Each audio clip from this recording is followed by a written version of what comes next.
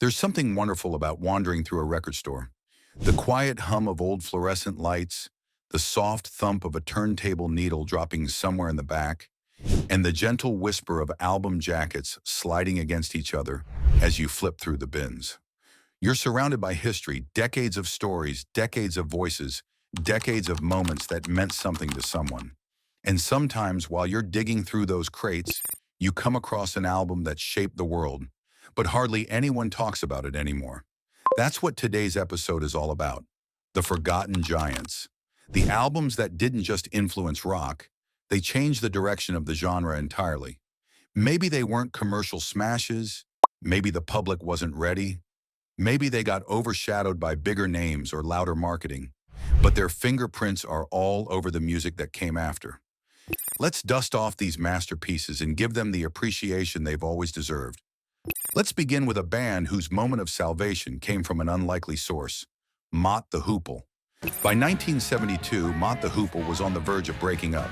Tired, frustrated, and convinced their moment had passed, they were ready to call it quits. And then David Bowie walked into the room. He didn't just hand them a lifeline, he handed them a revolution. All the Young Dudes became the anthem that saved the band, and the album of the same name became a cornerstone of glam rock. This album helped usher in a new era of theatricality, fashion, freedom, and fearless self-expression. It gave glam rock its swagger and its heart, and yet Mott the Hoople rarely gets the spotlight they deserve. All the Young Dudes wasn't just a hit, it was a shift. A cultural lightning bolt that changed what rock could look and feel like. And somehow it slipped into the margins of memory. From one overlooked masterpiece to another, we moved to a band that should have been huge.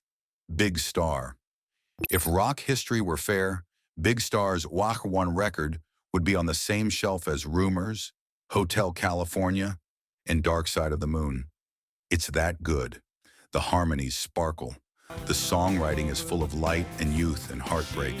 The guitars chime with this gorgeous clarity that would go on to define entire genres. Power pop owes its soul to Big Star. Alternative rock owes its heart to Big Star. Any band that ever tried to sound earnest, bittersweet, melodic, or emotionally honest owes something to Nabra 1 record. But because of terrible distribution, the album never reached the masses. It almost feels mythical, an album everyone should know, but too many forget. Next, we turn to a genius who didn't just push boundaries, he removed them entirely. Todd Rundgren's Something Anything was a one-man wonder. Rundgren didn't just write the songs, he played almost every instrument, produced every sound, built a sonic universe from scratch. This double album is filled with creativity, experimentation, humor, pain, and brilliance. Rundgren wasn't trying to follow trends. He was too busy building new ones. He jumped from genre to genre with an ease that still feels futuristic today. His influence is everywhere, even if people don't always know they're hearing him. Something, Anything is the kind of album musicians worship quietly and listeners rediscover like a lost treasure. Now let's dim the lights and step into something deeper, darker, and more spiritual. Funkadelic's Maggot Brain. This album feels like standing alone in a vast, open space while the universe rearranges itself around you. It begins with a 10-minute guitar solo that's equal parts grief, beauty, anguish, and transcendence.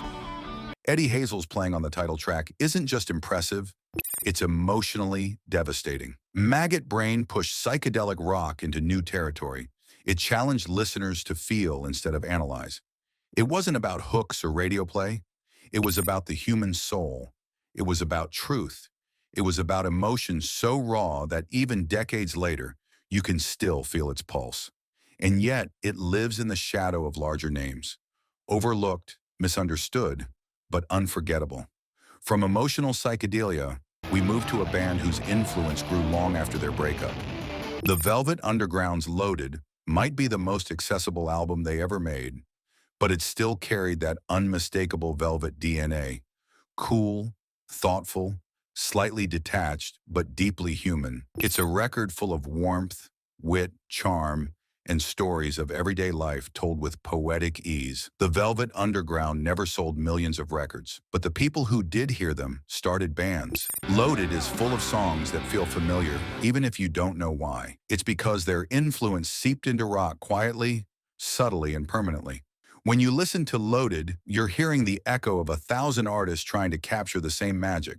Now let's step into a world of angular guitars, sharp edges, and art rock beauty with television's Marquee Moon. This album didn't just change punk, it changed the very idea of what guitar-driven music could be.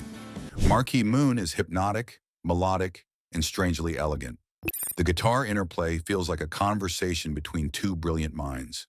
The songs unfold slowly, breathing and expanding like living things. You can hear television's fingerprints in post-punk, indie rock, new wave, and countless bands that came after. It's an album musicians hold up as a holy text. But because it didn't have mainstream appeal, it exists in this quiet little corner of rock history, known, loved, and endlessly influential. Now we travel into experimental territory with Cannes' Tagomago. Tagomago is a wild, unpredictable masterpiece. It was ahead of its time, so far ahead, in fact, that the world needed decades just to catch up. Can blended rock, jazz, improvisation, minimalism, and raw emotional expression into something entirely new. Krautrock wouldn't exist without Cannes. Electronic music as we know it wouldn't exist without Cannes. Modern alternative and experimental rock owe this album more than they'll ever admit. Listening to Tagomago is like opening a door you didn't know existed and stepping into another dimension. It's not easy. It's not cute. It is brilliant. Next, we rewind slightly to revisit an album that bloomed late, The Zombies' Odyssey and Oracle. Released in 1968 but discovered and embraced throughout the early 70s, this album is a gentle masterpiece filled with lush harmonies, poetic lyrics, and stunning arrangements. It's whimsical without being naive. It's bittersweet without being sad, and its influence grew quietly over time as musicians and critics slowly realized what a gem it was. Odyssey and Oracle is the sound of innocence brushed with melancholy. It's an album that asks you to stop, breathe, and appreciate small moments. The fact that so many listeners overlook it today is almost tragic. It deserves to be celebrated, cherished, remembered. Now let's talk about a band that pushed rock into the future before anyone realized the future had arrived. Roxy Music. On For Your Pleasure, Roxy Music blended art rock, glam, experimental sound, and pure theatrical flair into an album that feels both vintage and futuristic. Brian Ferry's style, Brian Eno's sonic wizardry. The sense that you're listening to rock music being stretched, reshaped, reinvented. Roxy Music influenced everyone, from David Bowie to Talking Heads to the entire new wave movement. Their sound was elegant, strange, bold, and beautifully ahead of its time. And yet, they're rarely mentioned when people talk about the most important albums of the 70s. Finally, we close with a journey into mystical fantasy with Uriah Heep's Demons and Wizards. This album helped establish the foundation for fantasy-infused rock, long before it became mainstream. It blended hard rock, progressive rock, soaring vocals, and a sense of epic storytelling. Uriah Heep doesn't always get the respect they deserve, but this album is proof of just how creative and ambitious they were. It's the soundtrack for every kid who ever got lost in a book, stared out a window imagining adventure, or whispered dramatic lines into a hairbrush microphone. Demons and Wizards helped shape the sound of hard rock and metal, even if it doesn't get the credit today. These 10 albums are reminders that history isn't always written by the loudest voices. Sometimes the most important contributions come quietly. Sometimes the albums that change everything aren't the ones with the biggest sales. They're the ones with the deepest influence. So the next time you're wandering through a record store and your fingers land on something you vaguely remember, or maybe something you've never heard of at all, don't pass it by. Pick it up. Give it a spin. You never know which forgotten masterpiece might change the way you hear music. If you enjoyed this journey through the lost legends of rock, don't forget to like, comment, and subscribe. And as always, keep that turntable spinning.